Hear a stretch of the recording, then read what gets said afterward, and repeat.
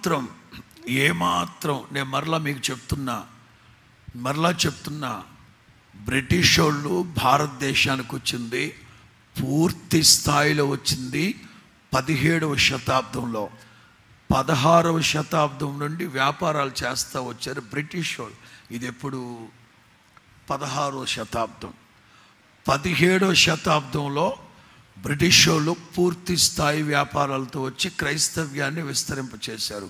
నేనంటాను, బ్రిటిష్ వాడో తెల్లతోలోడో వాడి బాబు కూడా తీసుకోవాలనేది క్రైస్తవ్యాన్ని. 2000 సంవత్సరాల క్రితం సాక్షాత్తు యేసు ప్రభు శిష్యుడు తోమా భారతదేశానికి క్రైస్తవ్యాన్ని తీసుకొచ్చారు. ఒరే పిచ్చమాలోకాలు, ఇది బ్రిటిష్ వాడో లేకపోతే బ్యాప్టిస్ట్ వాళ్ళో తెచ్చింది కాదు. ఇది